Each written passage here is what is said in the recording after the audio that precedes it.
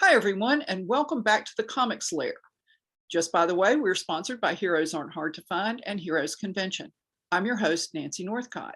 Today, we're discussing the Black Widow from page to screen.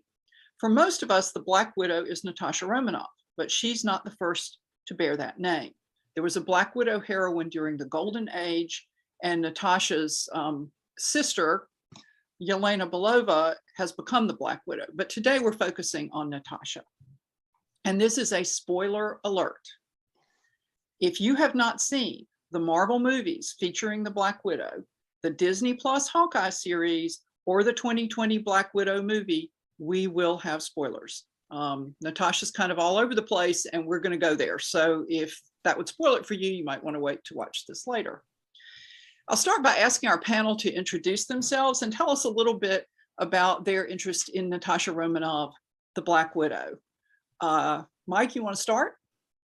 Certainly. I'm Mike Davenport. I am the creative director of the Marvel Universe Online project, and the Black Widow as a character was always fascinating to me. She, for me, was like a female James Bond. At least that was always my vision for her. She was one of the early characters that I had to do research for our project. And there are a lot of there's a lot more depth to the character that not even the movies really didn't touch on. I think it'll be a fun panel. Okay, Marisa? Hi, I'm Marisa Wolf. I am a science fiction and fantasy author.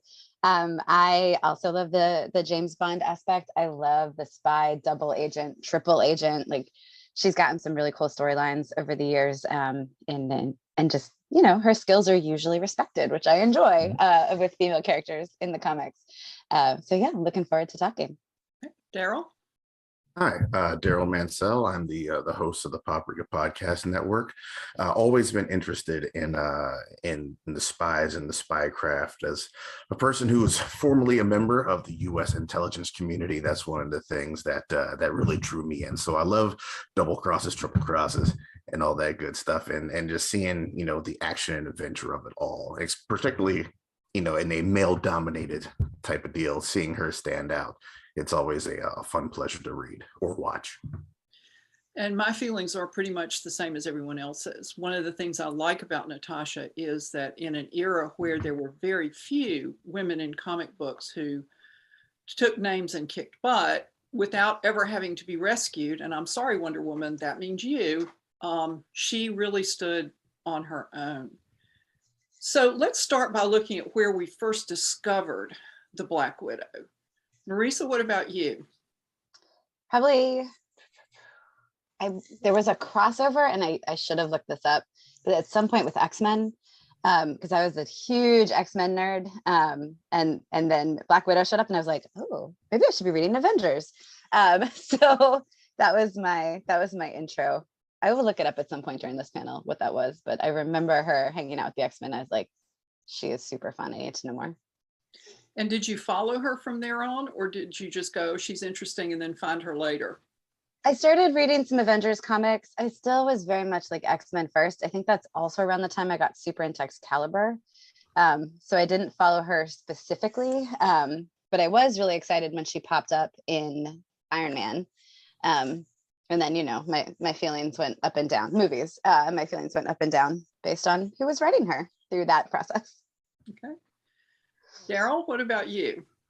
You know, I don't remember where I came into first contact with Widow. It had to have been like early Avengers run, although it might have been that same X-Men run that I first, somewhere in that late 90s, I want to say, is when I first came into contact with her. And I was like, oh, well, this is something refreshing, you know. But the Avengers run that was like my Avengers is the Jonathan Hickman run, where she kind of pops up all throughout, and I was like, okay, it's good to see Widow back in the rotation after the Bendis stuff. But I didn't follow her after I didn't even know that there was solo Black Widow titles for the longest, which is, you know, maybe a folly of Marvel in their promotion.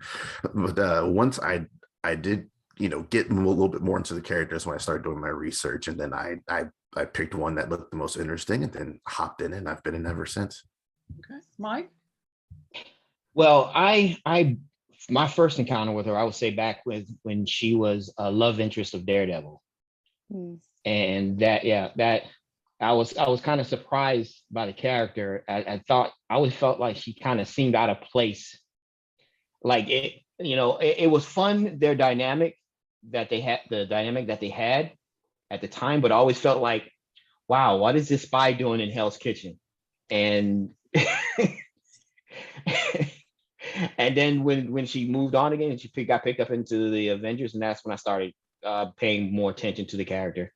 Since then, it's been, pretty much wherever I can find her. And I love it when she doesn't get nearly as much attention as she should. And unfortunately, to get the real depth of the character, you really have to go digging for it. Even in her, she can most of her appearances have been like cameos, which is unfortunate, but I appreciate what they're doing for her now, definitely. I discovered the Black Widow in a Marvel Treasury edition that was tabloid sized. And I remember I was going out to dinner with my family, my parents and my sibling and her husband. And I was reading in the car, because I always read in the car because nobody told me it was supposed to make me sick until I had been doing it for years. And I remember sitting, it's clear as day, sitting in the back seat of that car, and I don't even remember what the story was about, but I remember this moment. Natasha dropped out of a helicopter onto a roof full of with a guy, a sentry in combat gear. And he said, "Oh, there's nothing to worry about. It's only a woman." And she said, "There's nothing only about being a woman," and took him out with a bladed hand strike to his throat. And I thought, yes, I like her. But at the time I was in school and I wasn't reading comics as much as I might have been otherwise. So then I was in the comic shop, and it was that period that Mike was talking about when she was Daredevil's love interest. And as I was prepping for this, I discovered that she had been his love interest previous to that, when they were in San Francisco together, which I totally missed out on. So they were still back in New York. And I didn't think about it at the time, but that's a point. It's like, why is there a spy hanging out in Hell's Kitchen? Isn't this kind of low level for her? So I started following her then, and then she left Daredevil and she kind of disappeared, because I read more DC than Marvel. And so if she wasn't on the cover, I would be unlikely to know that she was in a book. What do you like best about her? Darryl, you want to start? She's got her own style and aesthetic to the way that she does things. She doesn't let her guard down often. It's often a take no crap approach to Black Widow. And when there's a mission to be had, she is 100% focused on that mission. And that's what appeals to me. And also, I happen to be a huge fan of redheads.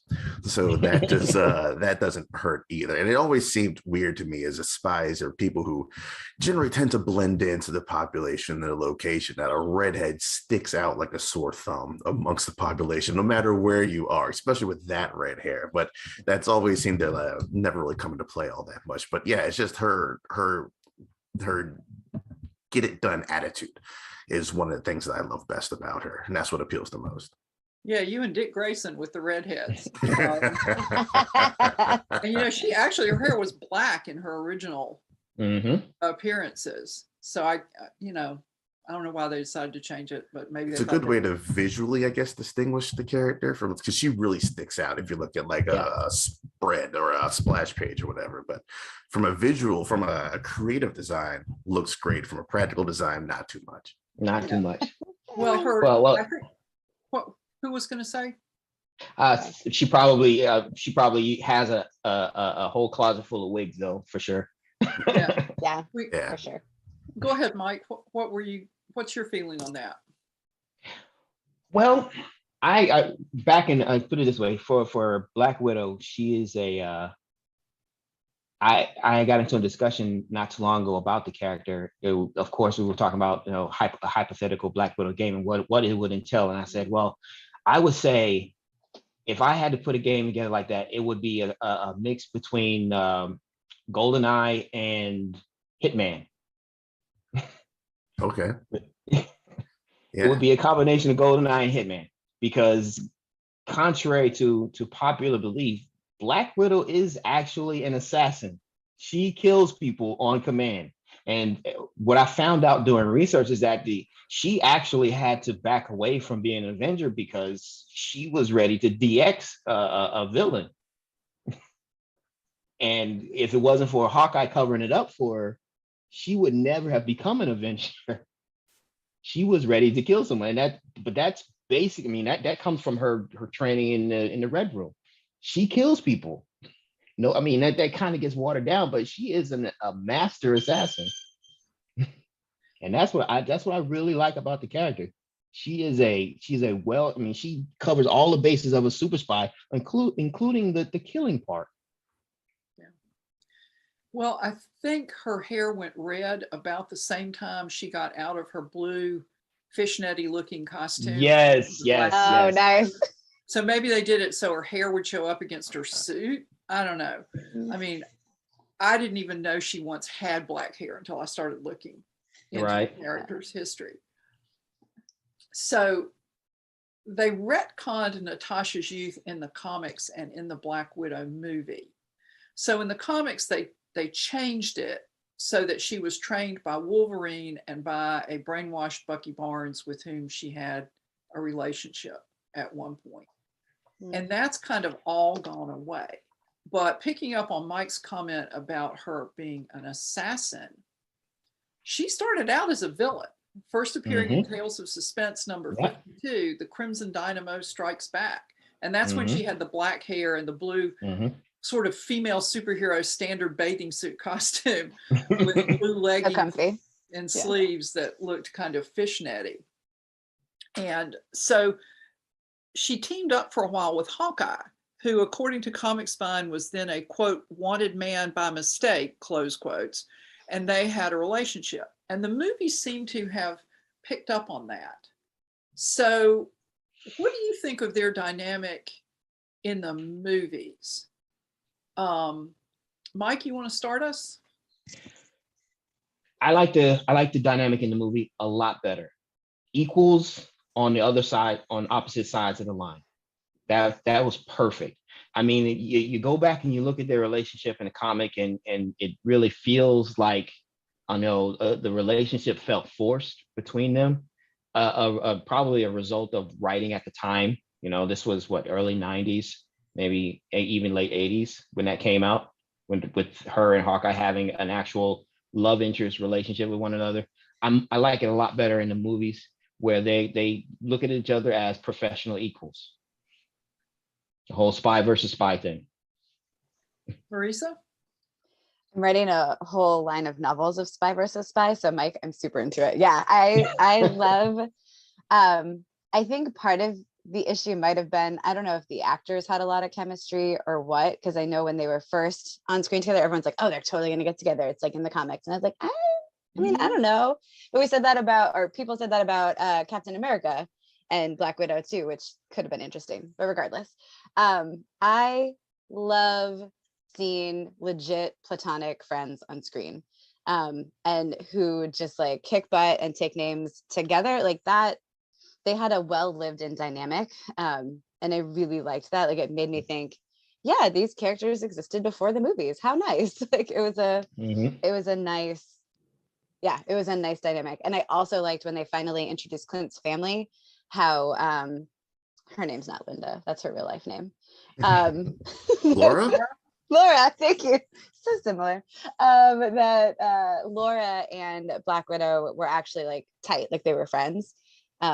And with the reveal that, maybe we won't spoil we're spoiling, with the reveal that Laura was also a SHIELD agent. I think that retroactively makes a lot of sense too. Like, I could just picture the trio of them like going out and just getting stuff done in a really cool way. So yeah. Darryl? First off, I've been saying for years that I want a spy versus spy movie from Key and Peele, but that's a different story. Oh yes. But yeah, their relationship in the movies, I think, is perfect. They are our vessels into that world as the quote unquote normal people. It makes sense that they're the ones we kind of latch onto, and their friendship and there's no real progression to it. It starts out tight, it ends tight, and it's one of the bedrocks of the MCU, I think. And then seeing just how much in Age of Ultron that she is already a part of their family. You know, the kids call her Auntie Nat. Laura's already incredibly comfortable with her.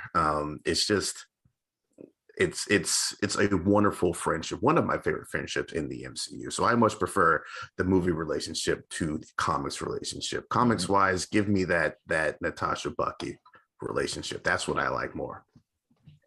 Well, you know, one of the things I like about their relationship is that there are very few male-female type platonic relationships in comics or in any movies, not just the Marvel Cinematic Universe or the DC one.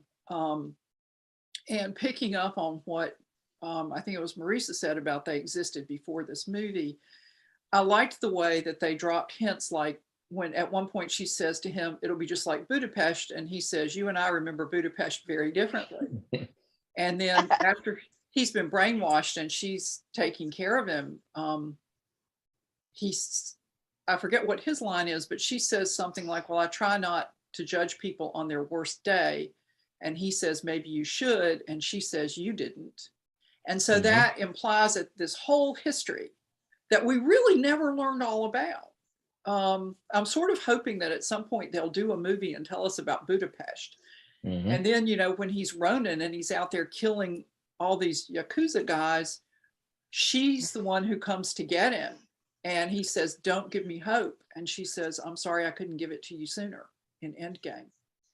And then that last encounter at Vormir, man. Yeah, that was rough.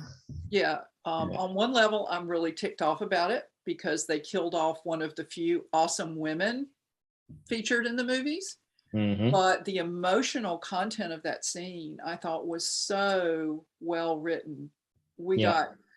Our son got us tickets to the movie, which he had already seen twice that week. We came out and he said, I just realized I've spent the equivalent of an entire day watching this movie, because he saw it with his girlfriend, he saw it with his roommate, and then he saw it with us all in the same week. But they landed on Vormir and they got out of the ship and they started up, and I'm like, oh, wait a minute. And I said it very loudly because I want to punch people who talk in theaters. But he just flicked me a look and I thought, oh, this is going to be bad. And, it was bad, but it was so beautifully written. So how about in Hawkeye? I just add, like, because I felt like her death was not dealt with well in Endgame. Afterwards, the aftermath, but I thought it was beautifully handled in Hawkeye. Definitely. Like that not a highlight, I guess, because it's about mourning, but I really did like how they portrayed that through Hawkeye. Well, let's talk about that, because that's one of the things I had on my list of things for us to discuss. What did you like about it? And then we'll go around and everybody will talk about it. Yeah, I mean, I loved that it was clearly lingering and it really stuck with Clint. I love that was the moment he just couldn't be in the musical anymore. When they talked about her, he was like, no, I'm out. Like the musical was already over the top. And then he was like, no. I thought, I mean, just like having it show up the whole way, having him be willing to just get his ass kicked by Yelena over and over again because he felt like he deserved it. I thought that was so beautifully done without being so on the nose, where it's usually like the character's like, I deserve this, give it to me. Like, it was understated, but that's what was happening. And them having the ability to share their grief, because I wish that the movie had come out at a different time, the Black Widow movie, so that we could have actually like had references to Yelena throughout, but you know, that's hindsight. But I did love that these two characters who loved her the most were able to have that very violent shared grief together. I thought that was really well handled. Y'all guys want to add anything? I think Marisa summed it up pretty well. Yeah. I mean, you knew that in Endgame, after it was all said and done, you knew Clint was never going to be the same. You knew something broke in him that was not going to be fixed.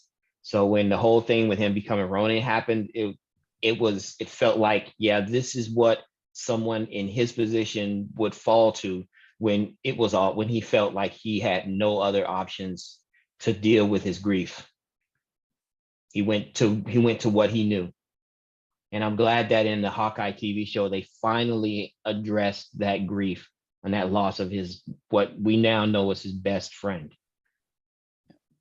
Well, I agree with Marisa. I was really disappointed and more than a little aggravated that her death was just kind of, well, I think she knows at the end of Endgame, and that was it. Mhm. And yeah, we're going to make a big deal about Tony Stark's passing because he's the one who ultimately who stopped Thanos. But I felt like Natasha deserved more than she got in that movie. Yes. And the way the Hawkeye movie handled it with Yelena coming after him because she thinks he killed her sister. And then at the end, he's just like, go ahead, just go ahead. Mm-hmm. You know, I fought her for it, but she was better than me. And Yelena says you should have fought harder or something like that. But it was really very poignant. And in general, I've been pretty impressed with the Hawkeye movie and Falcon and the Winter Soldier with the way they handled the emotional content of the relationships. Yeah. Let's see, I'm looking at my list. We've already covered some of the things that I had down to talk about, but what did you think of Scarlett Johansson as the Black Widow? Darryl, you want to start? Great. I think better than who was supposed to play Widow, that being Emily Blunt. I am much more pleased with Scarlet Witch's performance as the Black Widow. I think she is the perfect person for it. I think she really brought a warmth and a humanity to the character that you don't quite often see. It obviously did her well as one of now the Hollywood's highest paying actresses, but she really nailed that role, whether it be her movie or the few times she pops up in and out. I at this point is one of those I can't imagine anyone else that could play that character. Yeah. Mike? I definitely have to give it to the evolution of her hairstyle.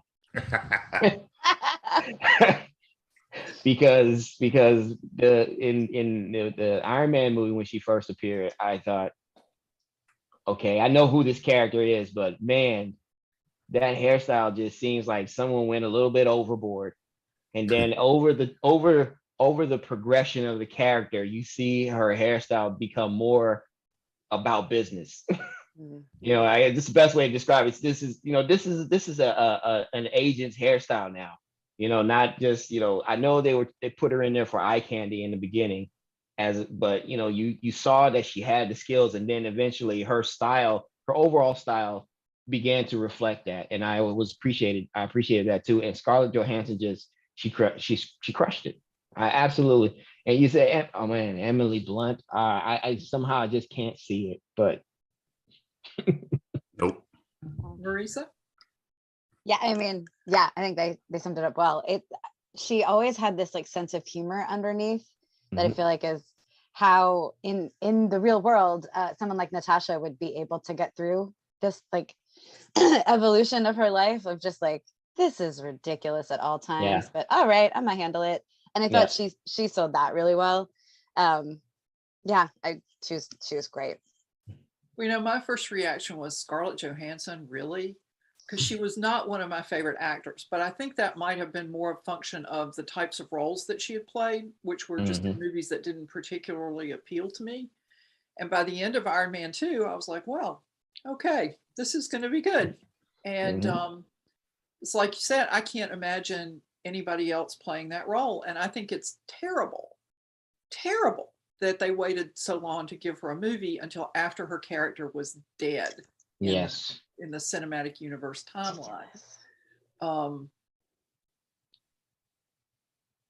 And she had a lot of pivotal moments, even though she didn't have a lot of screen time in some of those. Like in Captain America, the Winter Soldier, she plays a crucial role with the council at the end. But then she kind of gets sidelined from the big confrontation.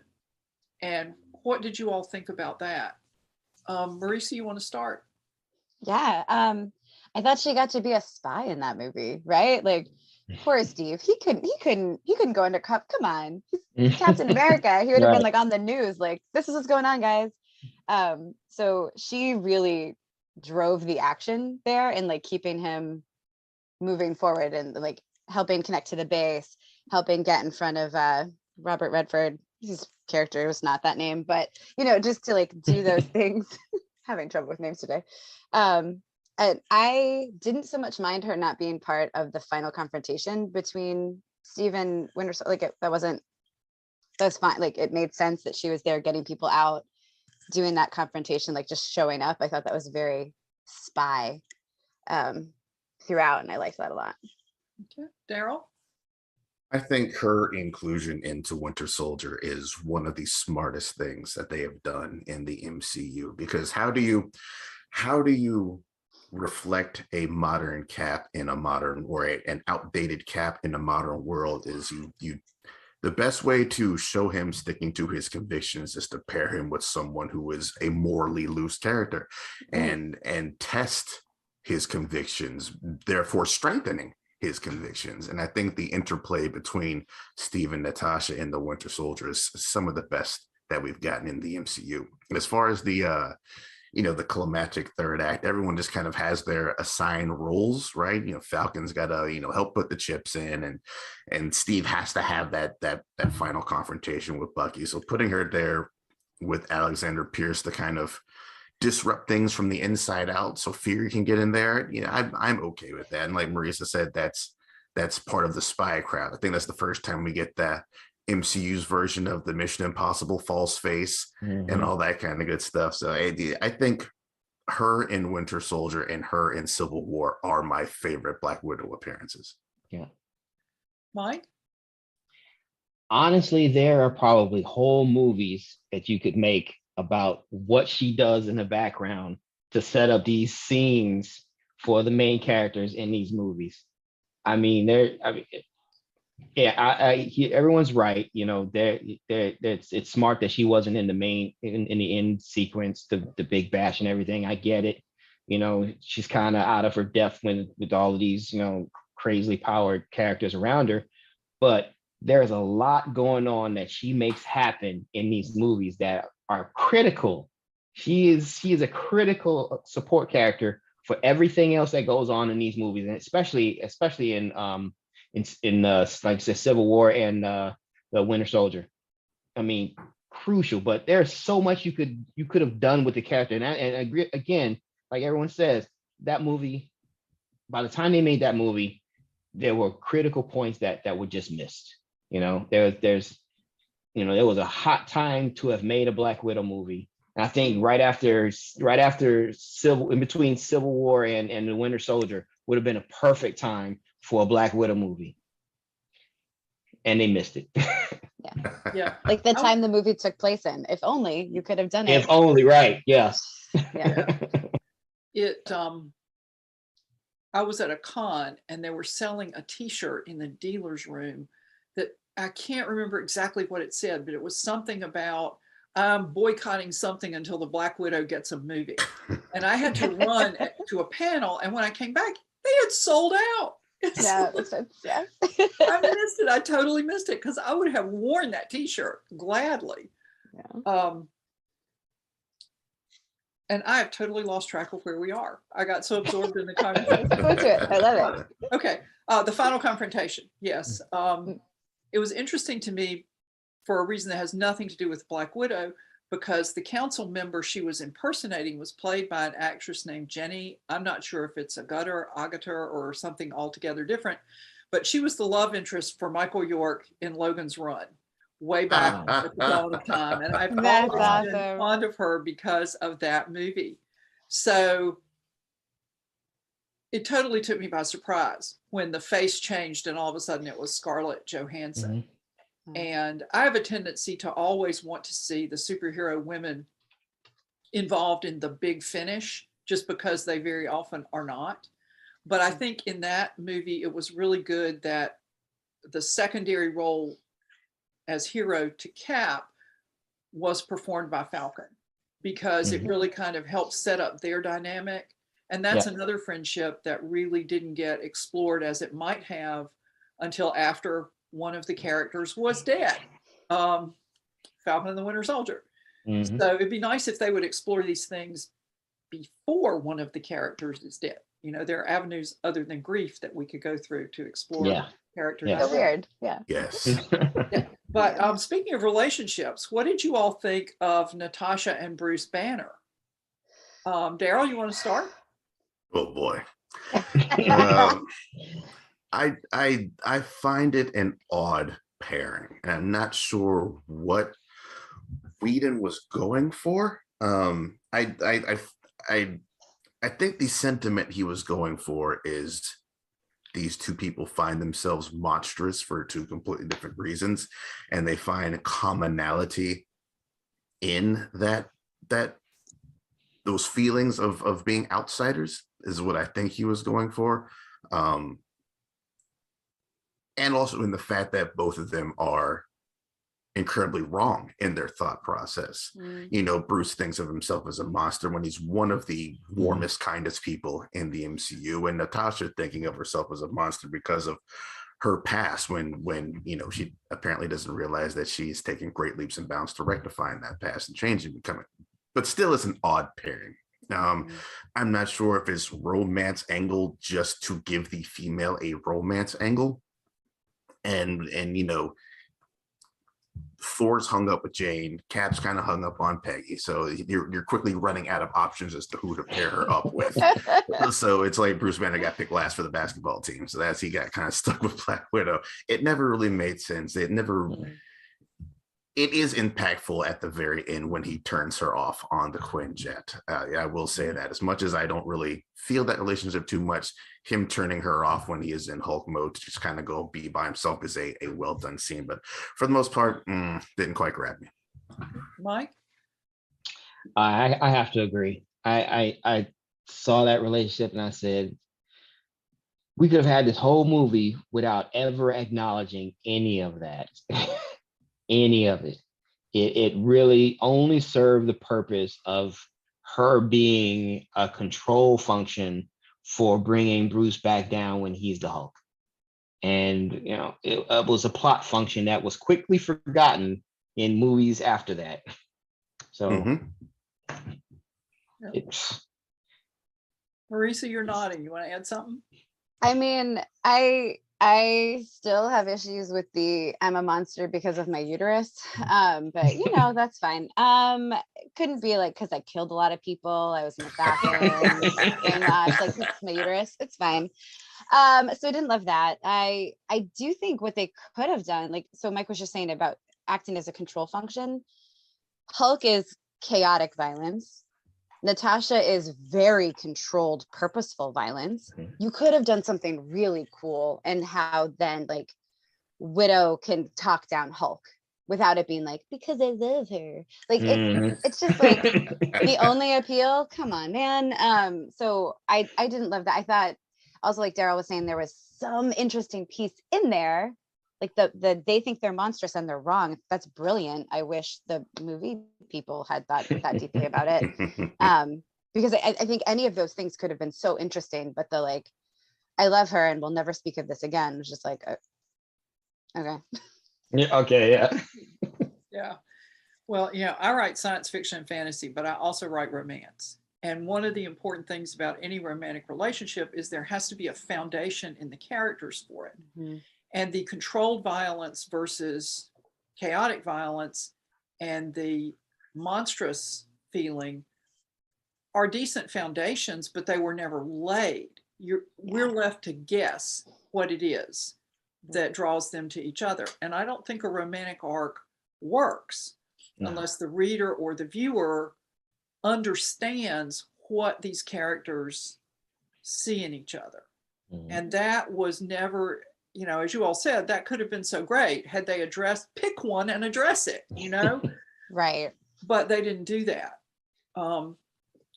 Does anybody want to add anything to that? I do. Like, when I think of the other pairings that were possible, I think you also could have done something really interesting, like Steve Rogers and Natasha had a lot of chemistry, and maybe it was just the actors, I don't know, but they had a ton of chemistry.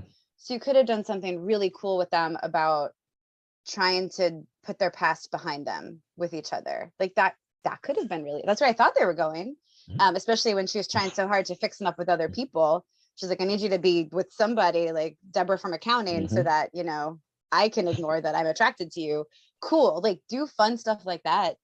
But I think the other thing is Marvel just doesn't want to commit to romance. Like it's like, oh no, our fans don't want this. Like, do you read comics? Like, you could do really fun stuff with that. But anyway, so I was also disappointed about that, because I think it's okay for them to have had a relationship arc and then it not to work out because they're such fundamentally different people, and that to be like, okay, and then Steve goes back to Peggy. Like, you could still do that. Yeah, I think the Widow Hulk relationship is, you know, Whedon wasn't around long. He just did the 2 movies and maybe like the first episode of S.H.I.E.L.D., but that is his largest misstep out of all of that. Well, and then at the very end, at the end of Endgame, his reaction was not the reaction you would have to the death of somebody you were in an emotionally committed relationship. Yes. Right. Yeah. Which gets back to the whole Natasha being shortchanged thing. But in Civil War, she, you know, and I ordinarily don't like heroes fight things, because usually the heroes fight over something that if they sat down and talked for 5 minutes, they wouldn't be fighting about it. Yeah. But in Civil War, the Avengers took legitimately differing positions. I'm talking about the right movie, right? The one. Yep. Yeah. Okay. And so they ended up fighting each other. And to me, that was a believable fight. And then Natasha goes through the movie kind of trying to be the peacemaker part of the time. But then when push comes to shove at the airfield, she makes a pivotal choice. What did you all feel about that? Mike, you want to start? I think it was the right choice, because there was a point where neither side was going to agree. So the best play would be to focus on damage control. And I think a lot of what happens after Civil War is damage control. And I think a lot of what she did in the background that we don't see between the movies was damage control. You know, letting the governments taking all of that responsibility on herself, you know, letting the government come after her. After that, pulls away some of the focus of what was happening with the other members of the Avengers in the aftermath. So I agree with her. You know, there was a point where when they were at the airport, there was going to be, at that point, there was really no more talk. You know, the best she could do was point them in a less hostile direction. So that's why she made a choice and, you know, sided with Cap. You know, and plus, you know, she had her stronger connection with Cap anyway. So it makes sense. Marisa, Darryl, y'all want to add something? I felt vindicated. Nice. When I was trying to figure out before the movie came out, I was like, I'm trying to figure out who's going to fall on whose side in this. And when it came to figuring out, I was like, from a storytelling standpoint, someone's gonna flip. Who's it gonna be? And I was like, if anyone's gonna flip, it's gonna be Natasha.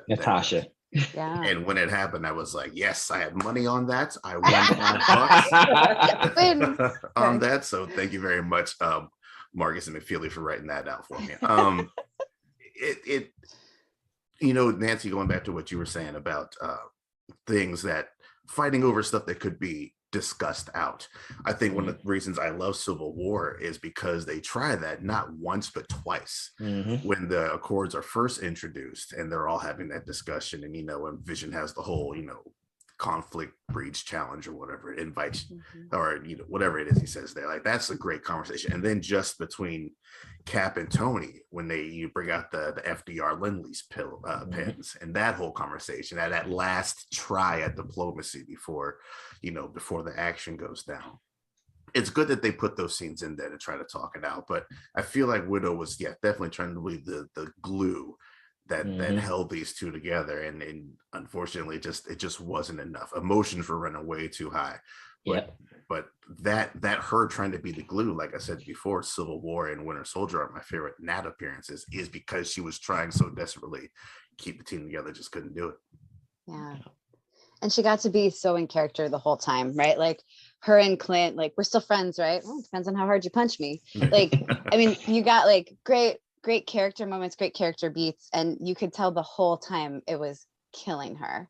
Like she is an assassin. If she was really like, nope, this is the way to go, she could have done some damage. And she did it, like controlled violence, right? So like, she did some damage, but I also think it established for me Natasha as one of the few heroes who could change their mind based on new information, or based on her relationships with people. Like Tony will never be that guy. Tony is so sure that he is right, or he's so wrapped up in his own guilt, or whatever it is. Like, it's going to take a lot of new information for Tony to change his mind. Where Natasha, as a spy, like she's really good at reading the emotions of others, if not her own. And she trusts Cap, like Mike was saying, like they have such a strong relationship there, that when she's like, okay, are you sure this is worth it? And he's like, yeah. She's like, poop. Okay, let's go. PG-13 language. So I thought that was a really great showcase of her as a character. And she's really true to her character in that movie. So I agree with Darryl. Like, it's one of the best appearances for sure. Yeah, and I think it's one of the best movies partly because of the whole, they did try to talk it out. And they truly set up a situation where they were not going to be able to talk it out. And if you can talk it out and you just don't because of the writing, because it's not convenient to the plot for you to not work it out, well, that's just, no, I'm sorry. But then this was really good. And then there was that kicker fight at the end of that movie between Tony and Cap was just heartbreaking. Delicious. Yeah. Well, one thing we've kind of led up to it, we haven't actually talked about it, is she finally got her movie in 2020, just in time for people to not be able to go to theaters because of the public health situation. Right. So what did you think of the movie? Darryl, you want to start? I was fortunate enough to be able to catch a screening of this about 2 weeks before it came out, and the feelings I had initially coming out of the theater have changed a little bit from my feelings on the movie now. I think it was just awash in the happiness that we got a new MCU movie. So I rated it a little high, and since this came out on Blu-ray, I've watched it a couple more times. That excitement of the movie is worn off a little bit, and I've kind of dropped it down on the ratings. I think it is, as an MCU movie, decent. As an action movie, also kind of decent. One thing my girlfriend said when we watched it last night in preparation for this, it seems less a Black Widow movie and more of a, hey, here's Yelena Belova. And there's a bit of an imbalance there, or it might just be that they made Yelena too cool. But she is cool. She is cool. It's a good movie. It's not one that I'm going to revisit a million times, but it's a good movie, but still a little too late, I think, at this point. Okay. Mike, Marisa, you want to add anything? That covers it for me too. I mean, I felt like, well, there was not enough reverence given to the character, and it did feel like a passing of the torch movie, more so than a Black Widow movie. There's a lot, like I've always been saying, there's so much you could do with the character, but I felt like because they knew the character is dead, everyone knows she's dead. So basically, let's get this movie out there, because maybe there are some people out there that still care about the character enough to want to know about a little bit about her background. And hey, let's introduce this new character that's going to be Black Widow moving forward. Yeah. My husband calls it the contractual obligation movie. And that's it. Like, you could have done a lot with her. You didn't choose to. And so this was just kind of icing on the cake. I actually liked her more in What If than I did in her own movie. Like she had some great moments, but it just wasn't Yeah. really her Yeah. movie. Yeah, I it wonder, I really don't did know. seem- Oh, no, go ahead, Darryl. Oh, go for it, Nancy. Go for it. Well, I was just going to say it really did seem like, okay, we need a Black Widow, but we killed off Natasha, so now it's going to be Yelena, and here you go. Yeah. And as somebody who's followed the Black Widow's adventures for a very long time, to me, the Black Widow is Natasha. I mean, Yelena's a fun character and I like her, but I don't want to see a movie where she's the lead. I just, Yeah. I'm not, no offense to the actress who I thought No. did a really great job, but Natasha has decades of fanish energy behind her and Yelena doesn't. And so they are not interchangeable if that's what people at Marvel are thinking. Right. Nancy, Right. that part right there. Yeah. Sorry, go ahead. Darryl, what were you going to say?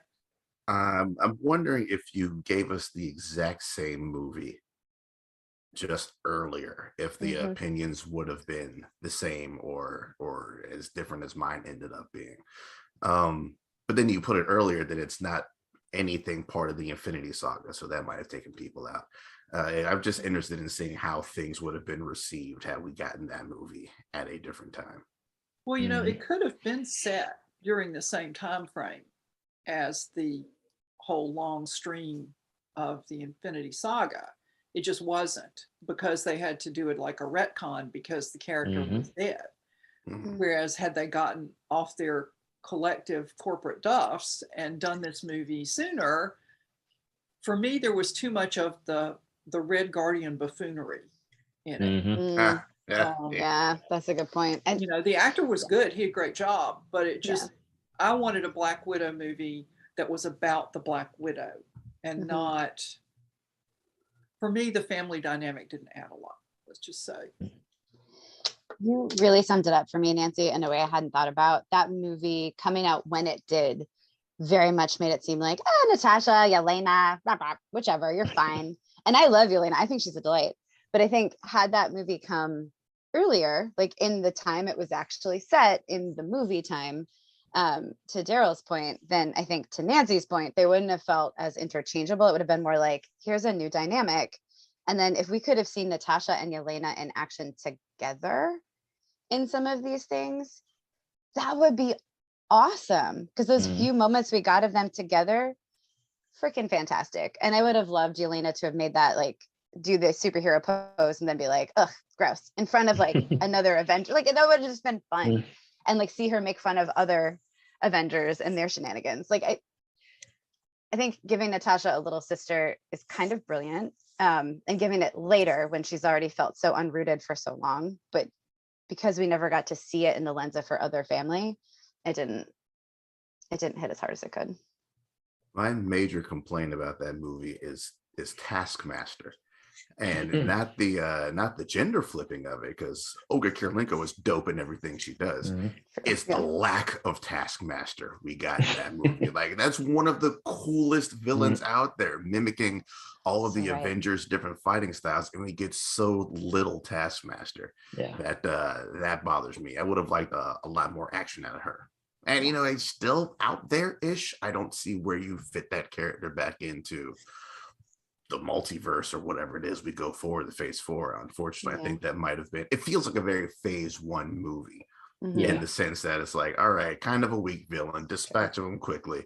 And Taskmaster, who could have been kind of cool, also dispatched of ish or shelved. That seems like a miss on Marvel's part. I wonder if that's why they brought Echo in too, is to get a little bit of that cool Taskmaster-ishness with a different character. Well, I really liked Yelena in the Hawkeye series. And I think Florence Pugh was brilliant, and her relationship with Kate was a lot of fun.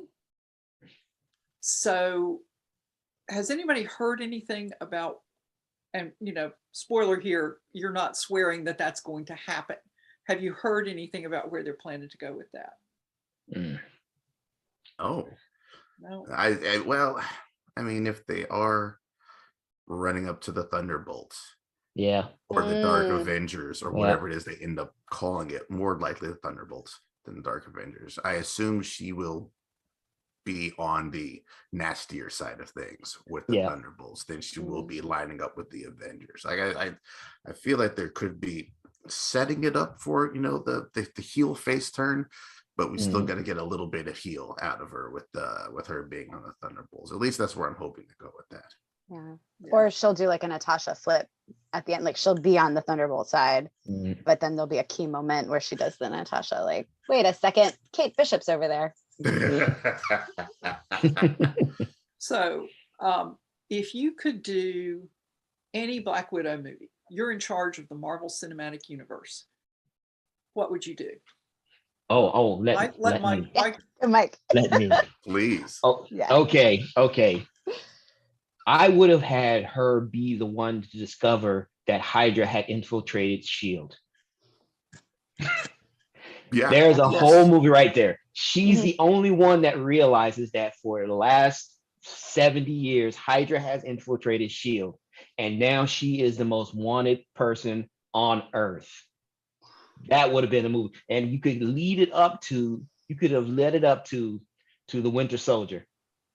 That movie could have walked right into the Winter Soldier plot, right there. She could have brought Cap in the end, brought Cap in. Cap could have been part of the conspiracy, and it could have been a continuation of that whole premise. And that would have, you could have done everything you wanted with her as a character, spy-wise. She could have been, the whole James Bond thing, female James Bond thing. You could have done all of that with her, and it would still be a superhero movie. And it'd still be a superhero movie. Yeah. You could have done. Yeah, I want all of that. Please. Me too. All of that. My idea for a Widow movie, I fully acknowledge would make $0, but I would like a hardcore spy movie.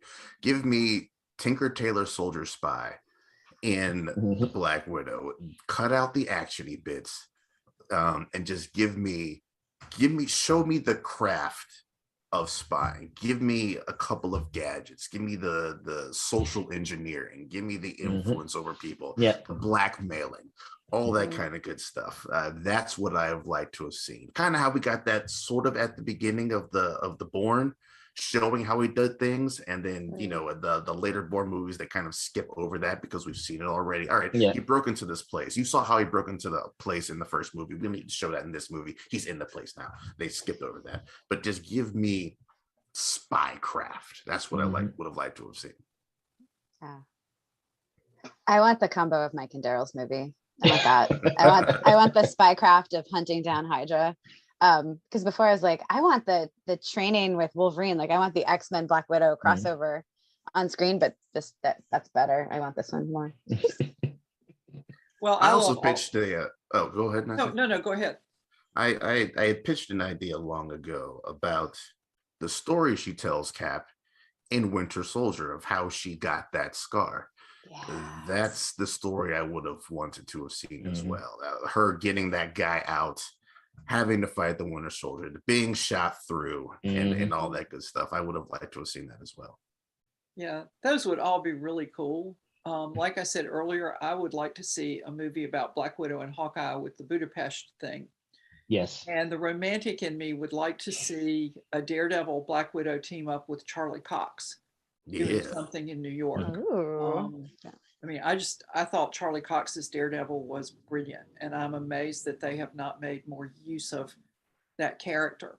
I saw an interview once where somebody asked him if they were going to have to cast somebody else as Daredevil in the Marvel Cinematic Universe, how would you feel about that? And he said, I'll fight him for it. I've still got that helmet in my face. I thought, well, you go and I hope you win, because I just thought he was so good. And I would like to see how those two would play off of each other. Yeah. But it would need more of a frame to make it a bigger superhero movie, because like we said earlier, Natasha's an international super spy and Matt cleans up Hell's Kitchen. It's right. Kind of hard to bring those two together. So before we wrap up, is there anything that anybody would like to add?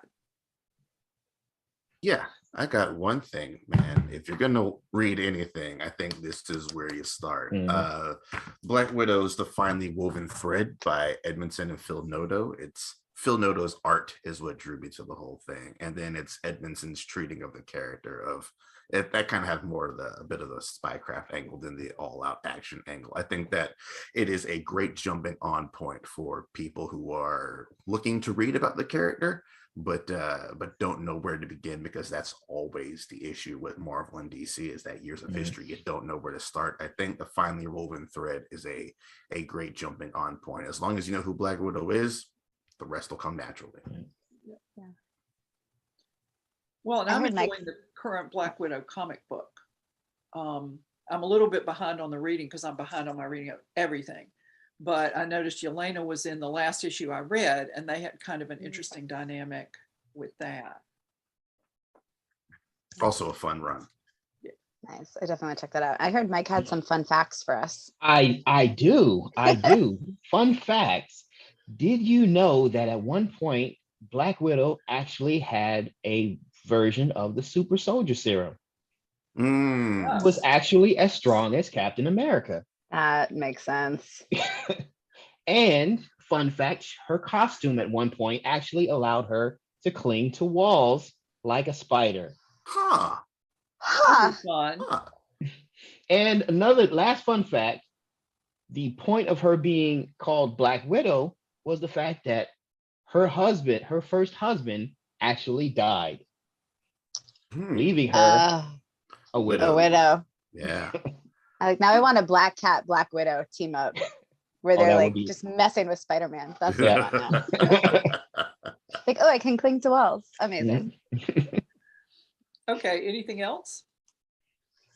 That's it. No? Well, then we'll wrap up. We'll go around and everybody please tell the viewers where they can find information about you or your work. And if there's a project you got coming out that you want to draw attention to, please do that. Marisa, you want to start? Yeah, MarisaWolf.net or .com. I got both. You can sign up for my mailing list and get some sneak peeks on our upcoming spinoff Valkyries, which will be an urban fantasy spy versus spy with some international shenanigans. So that will start coming out later this year. Okay. Darryl? Yeah, you can find all my movie reviews on Poprika Reviews, Poprika reviews.com. Currently, I'm doing the 100 greatest sci-fi movies, talking about one movie a day for the first 100 days of 2022. So at the time of this recording, we're just about to hit the 50 mark. So one a day, and we just keep chugging along. That's awesome. Mike? Well, we're everywhere. We're on Facebook, Twitter, YouTube-ish. The Marvel Universe Online project. We are a pitch project putting together concepts for an open world action RPG based in our version of the Marvel Universe that allows the player to create their own character and basically exist in a version of the Marvel Universe alongside their favorite heroes and villains.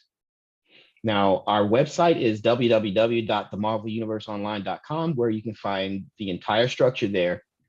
And basically, we are always interested in fan input, because our project is for fans by fans, and majority of my time is spent on Twitter, I would say. So come check us out on Twitter.